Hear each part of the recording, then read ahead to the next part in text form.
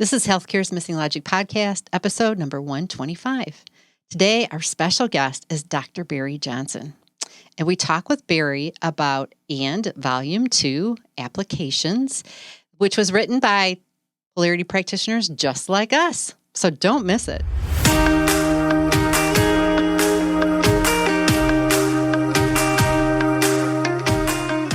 Welcome back to Healthcare's Missing Logic podcast.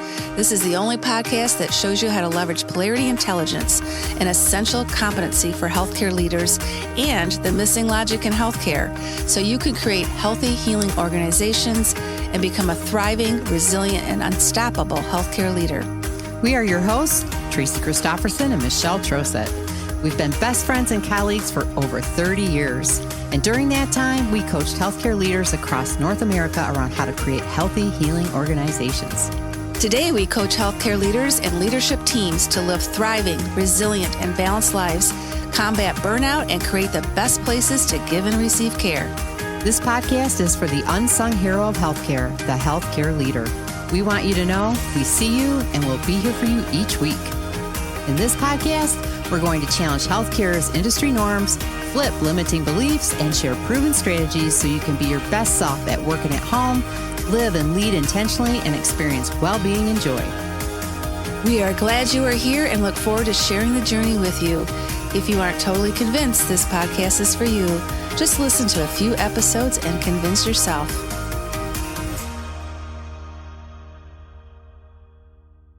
Welcome to Healthcare's Missing Logic podcast. This is Tracy. And this is Michelle.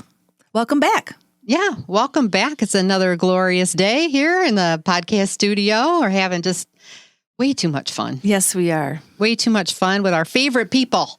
At least our favorite person, Dr. Barry Johnson. Yes, it's always such an honor to have him on our podcast. And we could actually talk for 5 hours, but we didn't. Yeah, we did cut it off, but we could have. We could have gone on and on and on. And, we're talking about Volume 2, Applications of the And book. Yes. So full of wisdom and diversity of thought and application of polarity thinking. Yeah, so if you've been listening to our podcast for a while and you're still noodling around, how is this applied in the real world? That's the book for you. Definitely. Yes. And it certainly complements the first edition of And, yes, which is really the foundations, right? Yeah, absolutely. So we get to learn a little bit from Barry about the second book, and then Tracy and I had an opportunity to highlight 2 chapters we wrote in the second volume as well, and it was a delightful conversation. Yeah. Can't wait for you to hear it. Yeah, I can't either. So if you haven't met Barry before, let me tell you a little bit about him. Dr. Barry Johnson, we call him the godfather of polarity thinking.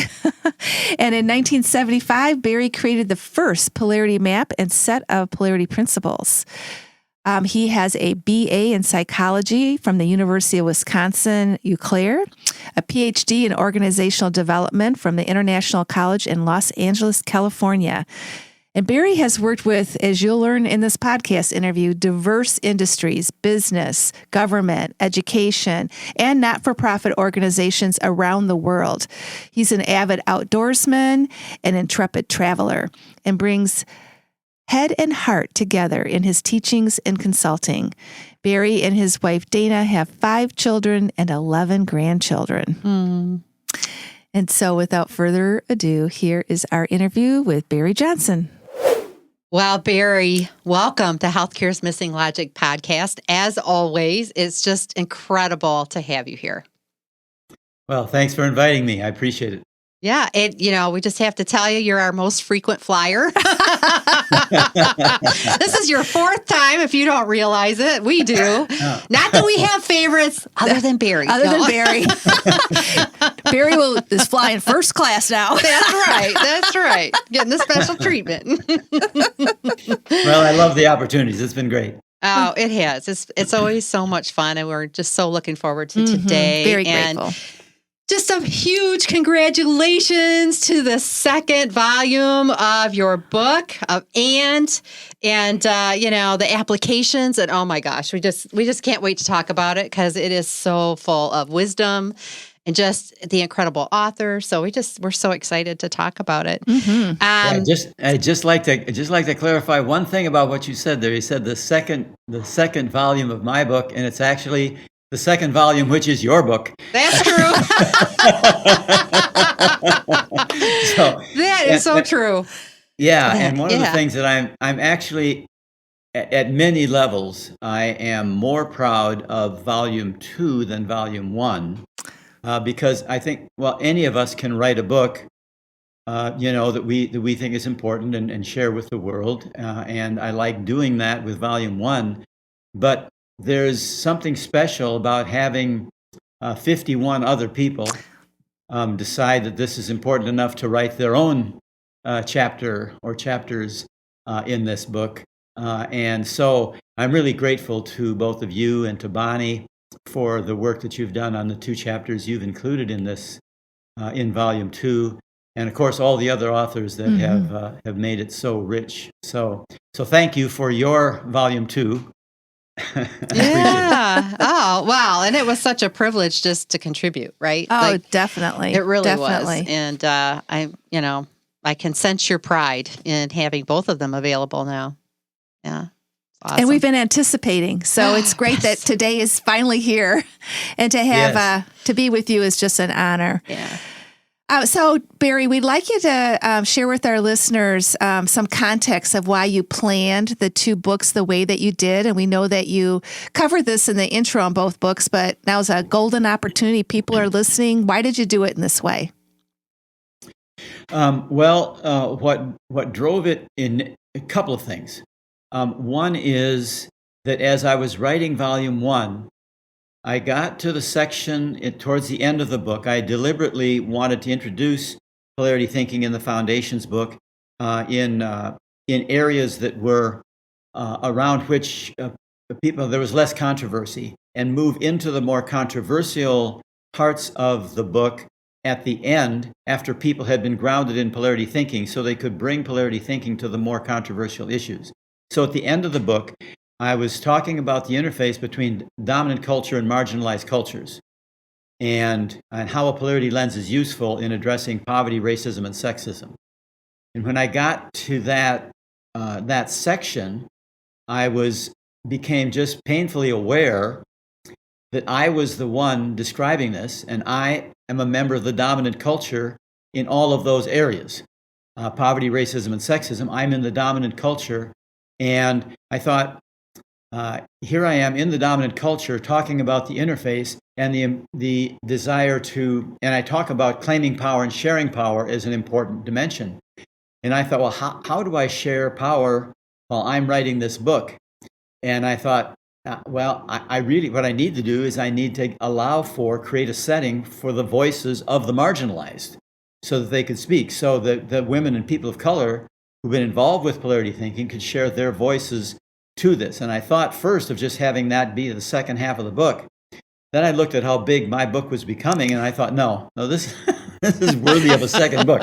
So that was one driver. The second driver was I made a commitment to all the people who have gone through our mastery program, our 2-year mastery program in polarity thinking, that I wanted 2 outcomes from the mastery program. One is that they would be really grounded in polarity thinking, and the other was that they would be seen or known as somebody grounded in polarity thinking. And so I thought, well, what's the criteria I use for who I invite to contribute to volume 2? And I thought, I'm going to limit it to, I'm aware that there are a lot of people who have been working with polarity thinking, but it's like there's so many of them. I thought, well, let me just focus it into my commitment to the mastery program graduates. And so I said, to mastery program graduates, I welcome you to write a chapter and invite anybody that you would like, to join you if you'd like, but you're the entryway into this. And so Bonnie Wasorik is a mastery graduate, and she immediately invited the 2 of you. She said, I know who I want to have in this, I want Michelle and Tracy to be in on this. And I said, well, that's great. So so those were the two criteria that led to me and driving forces behind the book. And I'm very grateful that it turned out the way it did. Yeah, it's phenomenal. It really is. I think it was a very excellent way to bring it forward, and we're excited to be a part of it. So thank you for that. Such great insight, to have that insight. And I loved how you frame that, right? Like the having the power, claiming the power, and sharing the power, because there is so much power in polarity thinking and what you're bringing, right? And and I think that's just such a great way to the context to put it in. Yeah, I love that. And it impacts every industry and every dilemma. Every nation, everything, right? They're all around us, those darn polarities. Yeah.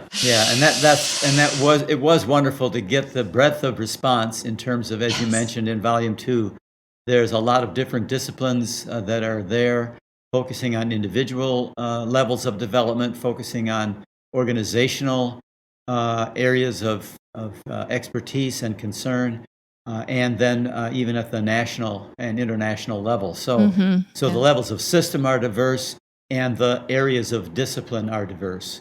And one of the strongest ones is certainly the ones on healthcare that you are at the heart of. So, I'm feeling great about what came of it. Yeah, great. Well, before we do a deep dive into volume 2, tell us and our listeners a little bit, what's been the response to volume 1, which was the Foundations book? Well, the response has been really good among the people who have read it. We've not had the kind of sales that we had hoped. I'm not sure quite why that is. I think part of it has to do with normally the way that the book gets sold is by us offering a presentation, a workshop, or keynote, or something like that, and then the book becomes shared with the participants either before as a pre-read or something that's available that they get when they're there, or they can get afterwards. And because of COVID-19, this book came out right as COVID-19 was hitting, and so most of the work that I had on my calendar was I lost 70% of it in the first month after COVID, really hit, and so I think that has slowed us down. But the good news is that we're getting some really positive responses from people who have read it, and so we're hoping that word of mouth will build. And now that we have both volumes, we're going to try to essentially make both of them available as a package as often as possible. And we don't assume that people would read all of both books, but that they would read the parts of the Foundations book that really spoke to them. And then in the volume 2, those who are in healthcare, for example, might go right to your 2 chapters and the few other chapters on healthcare, and that's what they would read. So it's a resource more like a dictionary or an encyclopedia than something you read cover to cover or have to in order to have it be useful. So we'll see. Yeah. Well, I think we've kind of alluded to the depth and breadth of what's there. Let's talk a little bit about what is in there, right? Like there are 2 different sections. So can you tell our listeners a little bit about the 2 different sections? Yes, there's 2 sections in volume 2, and as I mentioned before, at the end of volume 1, I talk about the interface between dominant culture and marginalized cultures, and so what I wanted to make sure is that the voice of the marginalized got heard, and so I put that up front in volume 2, and it becomes a bridge section. So it picks up right where I leave off, essentially, in volume 1. And so, okay, here are the voices of people of color and women who have been applying polarity thinking in their work, and especially in their diversity work around diversity and inclusion. And so that whole focus was on how the issue of diversity and inclusion is present in all of the chapters that are in section 2 of volume 2. So everything that follows And so what I wanted people to see it as section 1 applies to all, section 1 of volume 2 applies to all of volume 1. So you can look backwards and say, oh, yeah, this whole diversity inclusion thing applies throughout the conversation happening in volume 1. And pay attention to these issues will be at play. For example, diversity and inclusion is an issue in healthcare. It is an issue in other things. So in volume 2, it just opens it wide open. It says, okay, this is open to anything and everything that people are doing with polarity thinking, with the assumption that that first section about diversity and inclusion is relevant as an undertow and a dimension within all of the chapters that follow. Yeah. Wow. I was just sitting here thinking, like volume 1, the foundation, the theories, right, of polarity thinking, and volume 2, the application, the polarity in and of itself with the 2 books, right? You got the both and of the theory, and then the application. The theory's no good if you're not applying it, right? And you can't apply it without the theory. So there you go. Got them both. It's a polarity package. It is. And I can see how they would feed each other.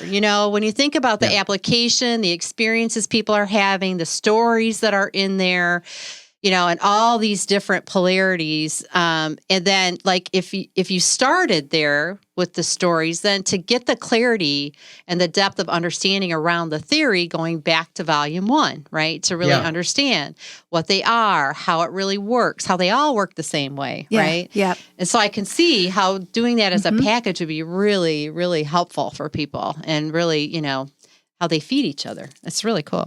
Brilliant, Barry. Brilliant. Yes, and it does fit again with the claiming power and sharing power. And so it's happening right here with us. Yes. It's like we're sharing power in this process of this dialogue with us, which I think is wonderful. So Yeah, absolutely. Yeah. And to your point, diversity inclusion is a big issue in healthcare. In fact, one of the things that I've been noticing as I look across social media and trends in healthcare is more and more healthcare organizations and academic centers are bringing in, diversity inclusion officers, which is a trend in healthcare. Whatever the issue is, there's an officer to address it, whether it be patient safety, wellness. Oh, yeah. And so it needs leadership. It'll be a great resource for a lot of people. And the discrepancy within healthcare is the same discrepancy that it is within the economy and within housing. There is, the healthcare for people of color is on average not as good as healthcare for white people in the United States. And so certainly the healthcare organizations, as well as the whole culture, all of us in the culture need to pay attention to that. And the question is, what do we do about that? And how can we make it more equitable and more fair for basic health care for everyone? Right. And I wasn't planning to do this, but I'm sitting here looking at like these 42 chapters, right, that are in this book. And I just want to mention a few of them because I think it just helps to bring out the diversity of the people that you have, really kind of gathered to share their power, their experience, their knowledge, in this. And we're talking about, polarity thinking and real-time strategic change. We know strategy is so, incredibly important in every aspect of our lives and businesses and organizations. There's, the pocket paradox tool. So another way to leverage polarities, demystifying classic assessments through a polarity lens. We know, when you have polarities, the assessments need to match what you're experiencing, right? And oftentimes they're so unipolar that what you're assessing isn't really even the whole picture, right? You're only assessing half the picture. So that's really, the polarity thinking, the foundation of evolutionary spirituality. The diversity here is just, the polarity thinking is a catalyst for experiential learning. Like there's so much here and it's so diverse. And I haven't even had a chance to read all this yet, but I can't wait. I'm so excited about what's here. I just know I'm going to learn so much, Yeah. Oh, it's just phenomenal. It's been fun. I like too, the chapters aren't very long. So it's a great book. We do morning learning all the time in our morning rituals. And what I find, it's really easy just to even open it up and pick a chapter and read it. And it just deepens your understanding and appreciation how polarities are everywhere. And then if there's anything you want to go back to volume 1 on, you certainly can do that as well. Yeah, we had a real struggle with that. We originally, I was hoping to have people write their chapters within a 6-page framework, and I wanted to be sort of equal about this. It's like we don't want one person to have a 20-page chapter and somebody else to have a 3-page chapter. So I said, 6 pages or less, and I had so much pushback from so many of the authors. It's like it's so hard to do this. So when I looked at how large, who all we were in conversation with about writing chapters, and how large that my book was, I thought, actually, we could extend this to 8 chapters, and even with all these authors, it wouldn't be any bigger than the book that I'm planning to send out. So I thought, okay, so let's open this up to 8 chapters, and people did keep to that, and that was still a struggle with a lot of people, and we kept helping them look at places they could trim it down. So and thank you to you for doing that, because obviously, we could have wrote 20 pages. Yeah, I remember the 8-page limit. The 8-page, I was like, oh gosh, But I think, limits are good, right? Yes. Yeah. Limits are good. Well, it helps you get more concise, right? Because we can all ramble on and on, right? And so it just helps you really get clear and concise about the message. And I think that's what I've seen and what I've read so far. So I think that was a really good strategy. And I think too, there's visuals. I really like that right there.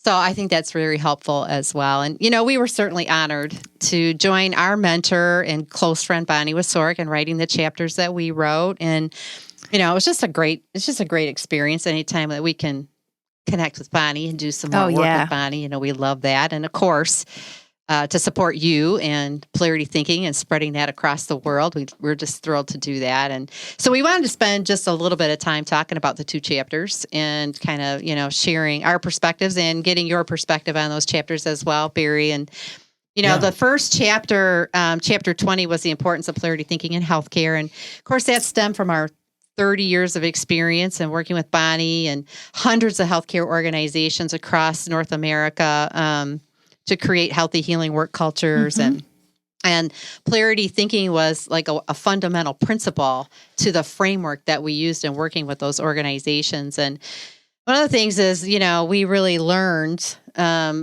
in collaboration with those organizations, some of the core crux polarities that were occurring consistently across all the organizations, kind of the priority ones that really they were facing on a day-to-day basis. And so a lot of what's in that chapter is based on that. And one of the things that we really learned in our work, and I think, is that, of course, healthcare leaders are excellent problem solvers. And they are almost indoctrinated into that because of their clinical background, right? They are trained to solve problems. They save lives every single day by solving problems. And so it's really challenging to bring, to expand that out, right? To even recognize that there's another way, because they're so used to solving problems, right? To complement it with the both and thinking, right, has been what we've been trying to bring, that there is another way, that it's not always a problem to solve. Not everything is a problem to solve. There are problems. You definitely have to have that skill. It's good. We're great at it. Yep. But we have to open ourselves up to this both and perspective and know there's another element here that's at play in our organizations and in the care, even in the care we deliver. Yeah. And then working with healthcare leaders, in all of our work in those 30 years, we kind of did through the whole organization. We worked with the people, feet on the ground, where the hands touch the patients. Is how we framed it often, that point of care experience, all the way up to the boardroom with meeting executives. And the other trend that we saw was just when it came to strategic planning, unintended, if there was a problem, they would pick one side of a particular polarity. And then, of course, we would bring our wisdom in, that there's another side to this that we have to look at as well. So we try to bring that out in this first chapter. What are the most common polarities that every healthcare organization deals with? It doesn't matter if you're small, big, large, academic, rural, they're there. And then the bias that, comes with that because of how we think in our problem setting way. So why don't we just share a few with the listeners of, what we uncovered in this chapter? Sure. So one of them was just whole person care and medical care. That was a big polarity that we brought forward. And our tendency to, again, be problem solving and just focus on the medical diagnosis, the medical solution, and that recognizing we need to see the whole person as well was one example. So one thing I'd like to suggest, if I could frame this before you share any more of those, yes, I'd like to just frame the context here a little bit from a polarity perspective. Yeah. And this has to do with self-assurance and humility, very important leadership polarity. So on the self-assurance side, for me, I feel quite confident about what I've been learning about polarities for the years that I've been working with it. So I feel some self-assurance and confidence about that experience. On the humility side, it's important for me to recognize that identifying and building a polarity map is always a values and language clarification process. And the wisdom is in the group that you're working with. So I don't know about healthcare like the two of you know about healthcare, and I never will. So the question for becomes, and this is why it's important in terms of people listening to you as you're talking right now, you are the resource about polarity thinking in healthcare. I'm a good resource about polarities, but when you jump into polarities in healthcare, it's like, no, listen to Michelle and Tracy, because you know healthcare in ways that I clearly don't, and never will. So as you're listening to Michelle and Tracy, those who are watching this or listening to this, it's an important thing to just appreciate that not only do they understand how polarities work, but they understand how it works in healthcare, and so it's just important that you get that recognition, that authority that resides in you. Well, thank you, Barry. Well, thank you. So go ahead and share the polarities now that you've come up with, because I would not necessarily have identified these as the point. That's great. Oh, that's awesome. Well, we identified 11, and to Tracy's point, that was years being in the field, and we just wanted to shout out a few of them. And so medical care and whole person care is definitely one that emerged in our work in the field, and that there were, aspects of the patient care experience that were missed because we tend to over-focus on medical care at the neglect of the whole person care. And again, as you notice, as Tracy and I go through these, they still exist today. They're always going to exist. They're always going to exist. And another one is conditional respect and unconditional respect. And it's interesting because polarities teach you too, the context changes as time changes. And when we were in the field working with all of these organizations, the conditional and unconditional respect really had more to do with kind of power over and roles. And that's kind of like the essence of where it came from. And today we feel like we're experiencing a whole different level of that with. Yeah, I think what we're hearing in the field in the midst of the pandemic, we know, right, the frontline caregivers are risking their lives every single day, basically, right? Mm-hmm. And they have for 19 months or more. And they're running into some challenges with the patients that they're caring for now that we have vaccines and other research that indicates there's ways to prevent this. They're really struggling with conditional and unconditional respect with the patients that they're caring for. And it's a result of this ongoing stress and strain, the burnout, the emotional challenges that they've faced. And this is something that's kind of starting to emerge that we're hearing about. I don't know if you have any perspectives on that, Barry. I mean, we're not making any judgments here in any way, shape, or form. We're just recognizing this is a polarity that's starting to emerge, and the tension is getting stronger. And those are some of the things that are a result. Yeah, I think that is an important one. It always is important, and I think, like you have indicated, it's showing up in a more dramatic way with those who are, for a variety of reasons, unwilling to get a vaccine, to the detriment of the common good. So the key polarity here is also individual freedom and the common good, and how do we leverage that? And another way to talk about that is around support and challenge. So how do we care for people, regardless of their status, whether they took vaccine or didn't take the vaccine or whatever? But when they come to the hospital and need care, we take care of them because they need the care. And so that's unconditional. It's not, well, we're not going to care for you because you didn't take the vaccine. So there's a whole unconditional respect, unconditional compassion for whoever arrives to take care of them.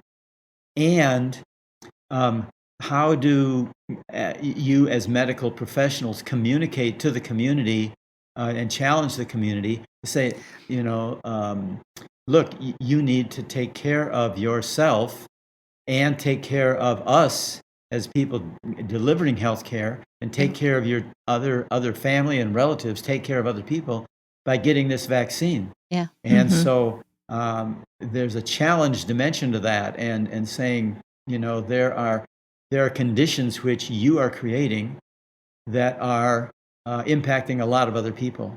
Yeah. And so we want to challenge you to reconsider your decision to not get the vaccine. And so some version of that is certainly very important. And without it, unfortunately, we'll just have a lot of people dying who made the choice to not get a vaccine, and a lot of people dying who didn't make the choice because their choice was made for them by somebody else. Right. Who will be dying, like the children of non-vaxxers, for example, or people who they've influenced to not take the vaccine because they've been the role model about not taking the vaccine. So, yeah, I think it is a good example of that polarity of conditional respect and unconditional respect. Yeah, and I think, these are individuals who've dedicated their lives to caring for other people. Yes. They wouldn't have this tension in the extreme that they're experiencing if it wasn't for the situation we've been under for this incredible length of time. So I want to be clear, right? It's just a culmination of the whole experience that we're having that is leading to the increasing tension, and in addition, the burnout they're experiencing and the other things that are happening, right? This wouldn't necessarily be this extreme without this context and this condition. Yes. So. Yes. And there's a chapter at the end of volume 1. There's a chapter two chapters I wrote about COVID-19, and they were created sort of as op-eds or articles because the book was all done, and all of a sudden COVID-19 comes, and I thought, I don't want volume 1 to get out there and not in the midst of COVID-19 and not have a comment about a polarity lens on that. And so the one of the chapters is on the economy and health. If you focus on a healthy economy to the neglect of public health, then you're going to have a public health crisis. And if you just focus on public health to the neglect of the economy, you're going to have an economic crisis. So the question is, how do you pay attention to both? You need a both-and mindset to address it. And the other one is individual freedom and the common good.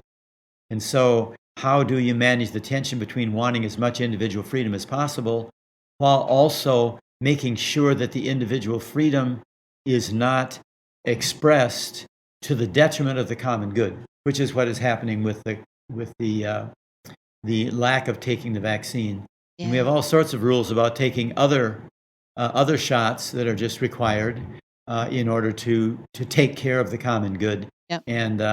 And so I think, from my perspective, mandating that people get vaccinated for the common good with with individualized exceptions as mandated by their health status, or possibly their faith traditions, but that it's the exception to the rule. So you create the rule, and then you are willing to have clarity about the rule, and you have some flexibility about what the exceptions would be, and how do you determine those exceptions, and how do you protect the common good from those who, for what have become acceptable reasons, have not taken the vaccine. Mm-hmm. So you might require them to wear masks, right? If you won't take the vaccine, for example. There's ways to deal with that, right?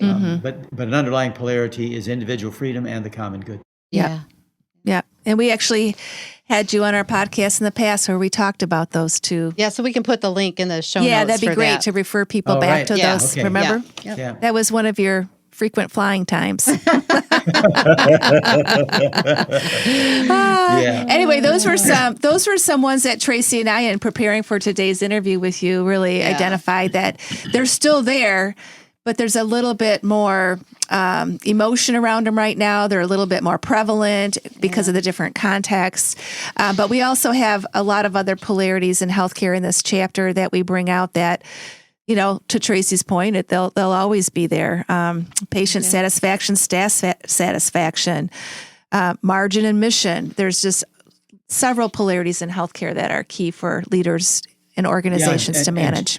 And just to build on your point about they'll always be there, one of the characteristics of all polarities is, first of all, they're unsolvable in the sense that you can't choose one or the other. So if you take a natural simple polarity of inhaling and exhaling, you can't.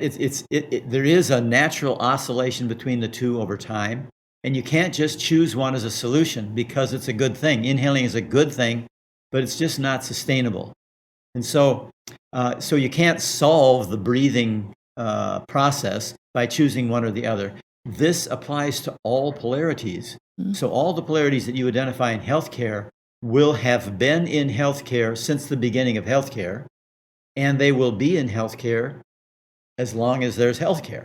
Right. So it's a really important point that you're bringing, that it's that they will be with us. And so there will be tension in them. They will be unsolvable, but they will be leverageable. We can do something with them that serves the mission of healthcare itself. And that's where you come in with identifying which ones seem to be most important to pay attention to, and how do we intentionally leverage them for the benefit of those who give and receive healthcare. Yeah. Yeah. And there are, in that chapter, we kind of identified some of the biases that were, present as well, right? So we wrote the chapter and identified the polarities, but we also stated kind of reality quotes, because I think sometimes it's hard for people, if you don't know about polarities, to be able to recognize when they're showing up. And so sometimes you're going to hear people say things, or you're going to experience something that's the indicator these are showing up. So that's one of the ways that we kind of differentiated these and kind of laid them out within the chapter. As an example, for a technology platform and a practice platform, a reality quote was, millions of dollars have been spent on the technology without improving patient care outcomes. And that just showed the bias to implementing the technology without giving attention, the necessary attention to practice, which influences the outcomes of the patient, right? So that's how it was showing up in the organizations that we were a part of. And so we kind of tried to lay that out, as well as an action step, which is, so now what do you do? If you need to, give more attention and take action to strengthen the pole that has been neglected, there's action steps that you can take. And so you can, those are in the book as well. I think it's important for people to kind of, to know that. That's kind of how that's written. Our intention to kind of bring to light, heighten awareness, how you might see these.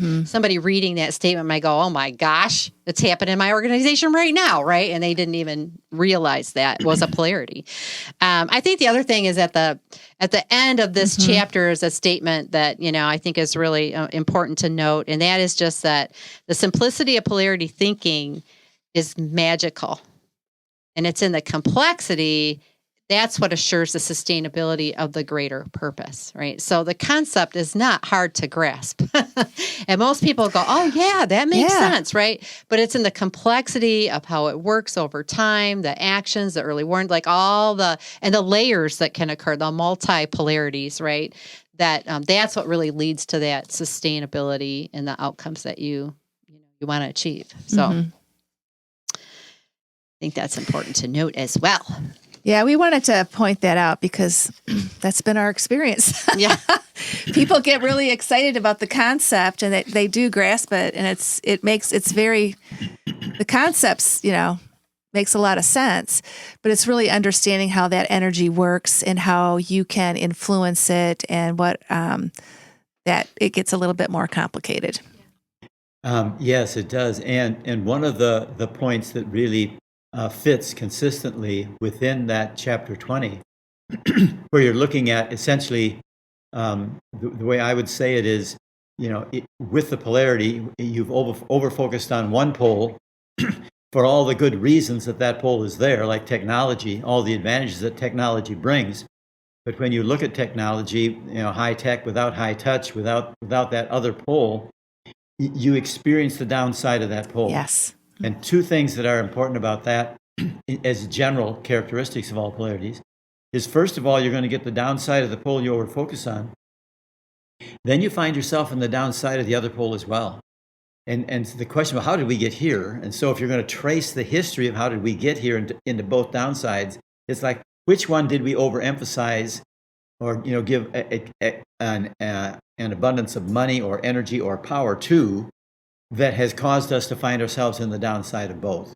Mm-hmm. That's one question. The other thing is, when you're trying to respond to that downside, it becomes very important. For example, in this high tech, high touch, what were your words? Was tech and technology and practice platform and practice. Okay, so in the desire to have action steps in support of the practice pole, what we would need to do is reaffirm the technology pole first.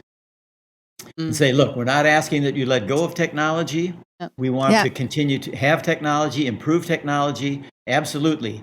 And we need to, while we're enhancing our technology, we need to also figure out how to embrace this other practice pole, because without it, the effort towards enhancing technology is not going to gain our greater purpose of having good places to go give and receive care, because it is a pole of a polarity. It's just not sustainable on its own. Great stuff, but not.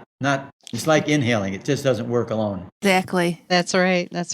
Exactly. Yeah, and kind of along those lines, we did a podcast, episode 115, recently, where we talked about in-person care and virtual care with the rise of telehealth during COVID. Same thing. You start with in-person care is valuable. It is important. It doesn't mean it's going to go away, but how can we, leverage virtual care so that we can have better outcomes right now? Yeah, exactly. So same concept. Yeah. And what's interesting is, I think we've always had some version of in-person care and virtual care.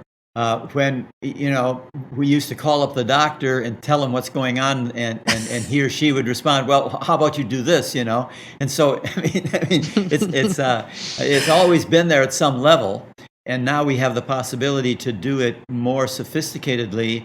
And there are times when that's the only option, because the person can't get to the face-to-face scenario. So it's always been there, I think, and we have a broader range of opportunity to do it virtually. So I think that's great. Yeah, absolutely. Okay, Barry, so the very next chapter, thank you for putting them back to back. The very next chapter, we also co-authored. It's chapter 21, Leveraging a Healthy Healing Organization, or the H2O framework, grounded in polarity thinking to achieve healthcare transformation. And so it was awesome. We got to write 2 chapters. This one, as well, is based on our 30 years of experience in the field. And this one we took a little bit different approach in that we really stepped back and observed another pattern or trend. We saw that there have been many national reports through the years that have influenced our work and certainly the work of the organizations we work with, namely out of the Institute of Medicine, or what was the Institute of Medicine, or the IOM, and now the National Academy of Medicine. And we would get so excited every time one of these reports would come out, but we did see a trend that we had really yet to see large-scale sustainable results. And as we gained our knowledge about polarities, we could see where they weren't addressed always. While there was a lot of good suggestions, action strategies, they weren't always obvious. Let's put it that way. And so we've learned that. We've learned to look at those reports through a different lens, a polarity lens. And this particular chapter, we highlighted a report that came out, again, right before the pandemic. It came out in October of 2019. And it's a consensus study report called Taking Action Against Clinician Burnout. And which this was a issue before COVID, but now because of COVID, it is really prevalent right now, the burnout rate of healthcare clinicians. And that's actually a parallel pandemic now. Yes, now it's a parallel pandemic. Yeah. So we wanted to bring this to a chapter as well, and the importance of culture into addressing the issue of burnout. And just to kind of put everyone on the same page, excuse me while I put my readers on. We just wanted to kind of level set what the definition of burnout is and how it's described in the report. It is characterized by high emotional exhaustion, high depersonalization, such as cynicism, and a low sense of personal accomplishment from the work. And boy, are providers and frontline clinicians feeling that right now. And leaders too, I think. Yeah. Leaders too. And now the work we've been doing is, the leaders, it's really impacting the leaders at this point because they've been holding so much as well, right? So we introduce the H2O framework and how that really helps with burnout, and we tie several of the different polarities that we work with organizations with that framework to help alleviate burnout as well. Yeah, and I think too, we've had such a history with a framework. Mm-hmm. Working with Bonnie and all those organizations over the 30 years, just really realizing the importance of a systems thinking approach, right? And I think, grounding this framework in polarity thinking to bring the both and to make what may be invisible to some people visible, to really heighten the awareness that in a work culture, there are polarities at play that, will support a healthy work culture, or, if you're not paying attention to them, it can undermine having a healthy work culture. And I think it's just, that all of this is being exacerbated, of course, by the pandemic. And healthcare is right at the center of it, right? And every organization over this long period of time are facing challenges they've never faced before. The clinicians are facing challenges they've never faced before. The leaders are, the organizations are. And as it goes on, the challenges continue to shift and change, and the clinicians are leaving the workforce, or they're leaving their organizations just because it's traumatic to be in that organization and to come to the place where they have experienced trauma in the past. I mean, there's a multitude of things, right? We've already got, challenges with resources, et cetera. So the challenges are mounting, and it's just important to understand, also you have to maintain a culture of health and well-being to support them while they're going through these challenges. And so I think this framework just becomes more and more important. Yeah, absolutely. I have a fun story to share about that. I was doing a workshop. This is pretty early on. It's probably in the early 80s. And it was before my first book came out in 92. I know it was before that book came out. I was working with a group of people who were in the social work area, and they were working in community health kinds of and social work issues, and it was about burnout. The focus of the workshop was on burnout. It was in Canada, and so at the beginning of the workshop about effectively addressing burnout, I asked everybody in the room. I said, "Well, let's get just a feel for where people are." And I said, "What I'd like to do is let's just create a diagonal line in the room, and in this far corner, we'll have that means that right now, in terms of your own sense of burnout, now where are you at in this burnout continuum?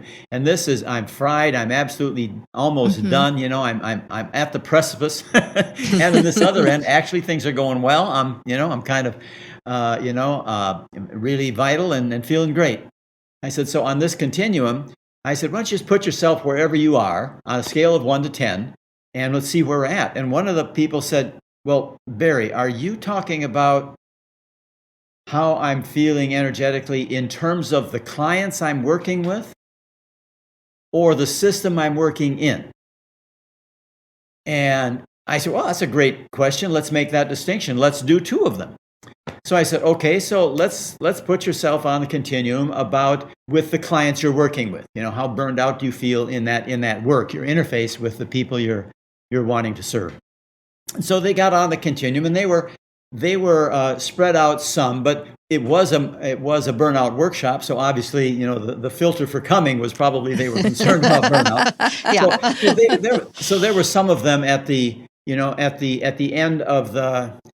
They were sort of in the middle, and some feeling pretty burned out, and so the end that being burned out happened to be located. That end, there was a door in that corner of the room. That was the entry door. So the second time, when I asked them how they felt about being burned out in relation to the organizations in which they worked, the group just swarmed to the corner where they were burned out, and burned out because of the organization. They opened the door, and a third of them walked out, and they slammed the door. Wow. So this was my quick and dirty assessment about where people were at. Worked pretty good.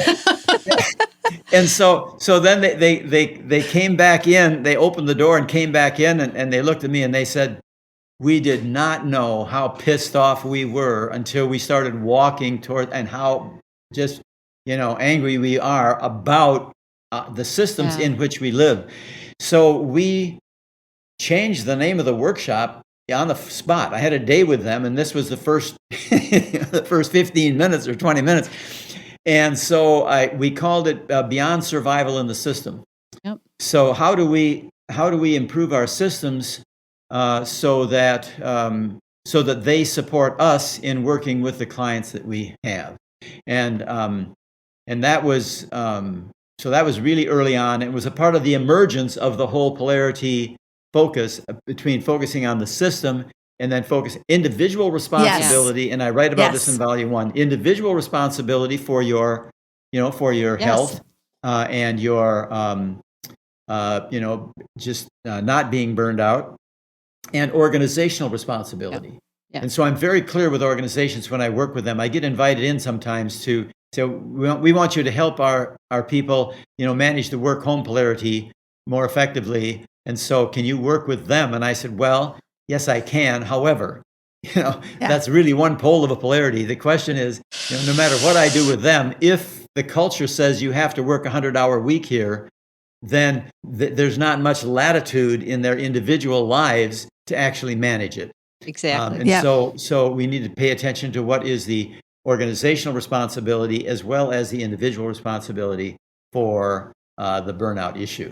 Yeah. So I think you're right on when you are paying attention to that dimension. Yeah. And I'm so glad to bring that forth because one of the things we recognized in the report is, we've been living in the downside of, individuals, it's your work-life balance. So here's some yoga, here's some meditation, you take care of it, right? And we got, as a nation, into the downside of that. Now they're swinging all the way over to, it's just about the system now. Let's all focus on the system.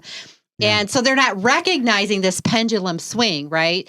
And they recognize that the individual factors are mediating factors, but they're not giving it the equal attention in some regard, at least in the report, right? They're heavy emphasis on the system, and the system needs to change. There's no doubt about it.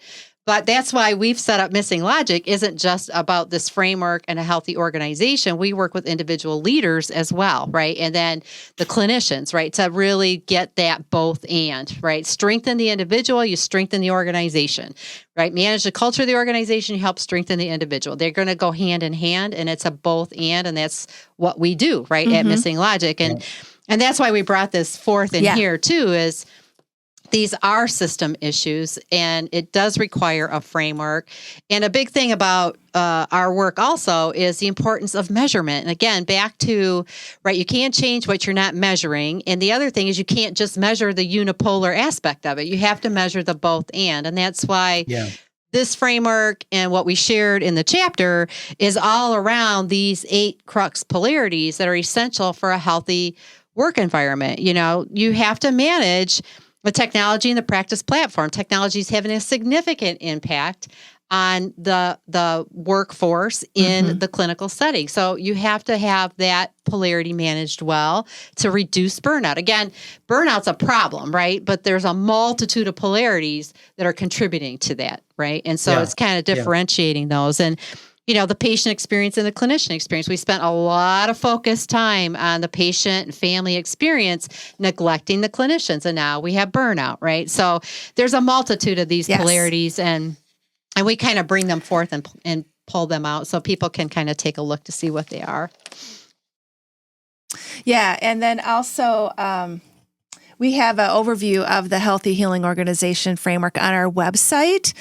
And, it is, you can find it easily at missinglogic.com/healthcare-organization. So in this particular chapter, we do address the organizational work that has to be done to pay attention to their culture and leverage these, in particular, these 8 crux polarities that we know are there and need to be leveraged and managed.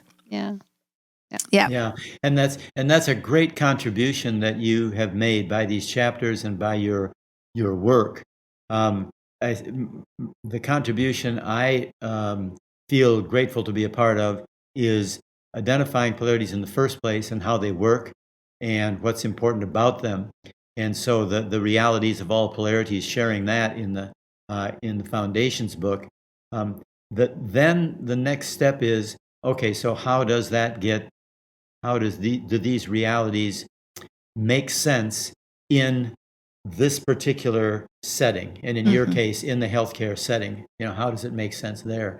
And so I really appreciate your taking it that next step to make it specifically useful in healthcare. So it's much appreciated what you've done. Thank you.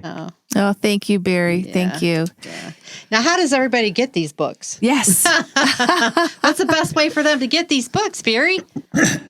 Well, they can get them by going to just www.polaritypartnerships.com to our website. You can order them there.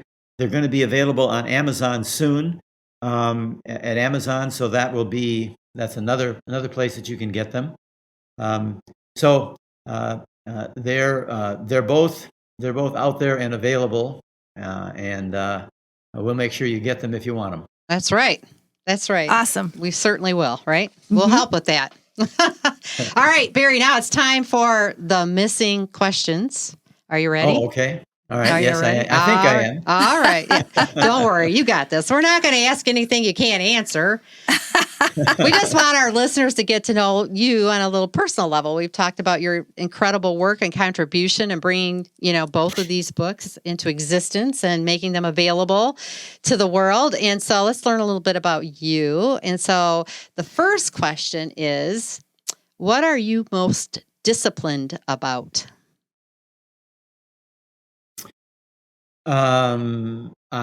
Well, I guess I'm most disciplined about my 6-day-a-week workout. I've been doing that for a really long time. I guess since the early '80s, I decided I wanted to be just to work out regularly. So I've done that workout routine, and I will.